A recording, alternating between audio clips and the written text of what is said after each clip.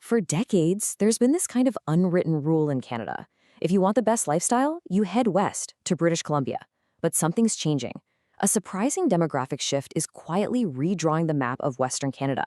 And we're not just talking about a few numbers here. This is a big deal, something that could totally shift the economic and cultural center of gravity out west.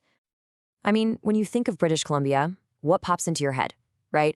You're probably picturing world-class skiing, those incredible mountains, the Pacific Ocean. For years, it's been held up as one of the best places on Earth to live, a total magnet for anyone looking for that perfect mix of nature and opportunity. Yeah, that top-tier status, it's always felt, well, pretty much set in stone.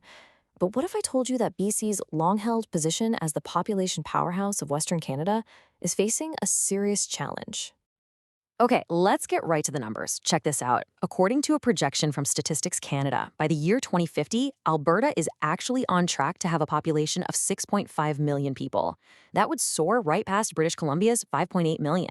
And just to be super clear, this isn't some tiny little adjustment. We're talking about a fundamental reordering of how we see the West. And get this shift could be happening way sooner than you might think. Sure, BC's in the lead today, but some projections are pointing to a potential crossover year as early as 2036. I mean, that's barely a decade away. So the big question is, what on earth is fueling this historic change? All right, so the first piece of this puzzle has nothing to do with U-Hauls or job offers. It's actually all about something much more fundamental: simple demographics. So it really boils down to two huge factors. According to Statistics Canada, on one hand, you've got British Columbia, with a population that's, on average, a bit older and a lower fertility rate. But then you look at Alberta, and it's the opposite: a younger population and a higher fertility rate. And that combo, well, it creates a really powerful built-in engine for growth. And what that all adds up to is something demographers call natural population growth.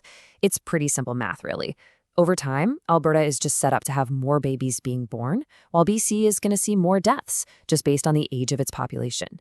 That alone gives Alberta a huge head start. But that's only half the story. Okay, so the other massive driver here is something you can literally see on the highways every single day: all those moving trucks. People are voting with their feet and choosing to pack up and move. The real question is, who are they and why are they doing it? And the Business Council of BC nailed it when they described who's making this move. They said the trend is young, highly educated, economically motivated people. Think about that. That's the exact demographic you want if you're trying to build a strong, growing economy. So what's the big draw? Well, it really just boils down to two huge things: a better cost of living and more economic opportunity. For a lot of young professionals and families, the math just works out better in Alberta, where your paycheck just goes a lot further and buying a house doesn't feel like an impossible dream. So you can see how this trend isn't just some abstract number on a chart.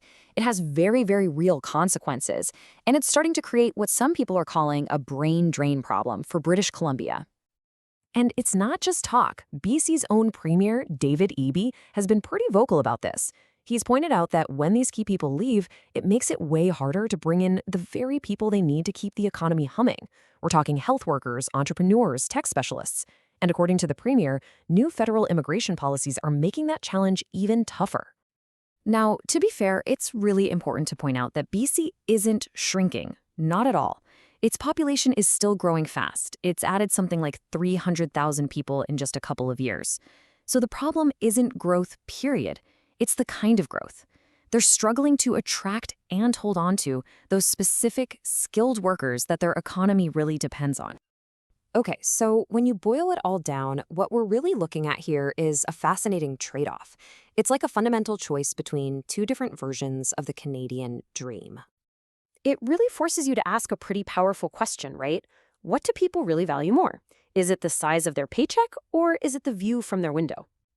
And this is really what the choice comes down to.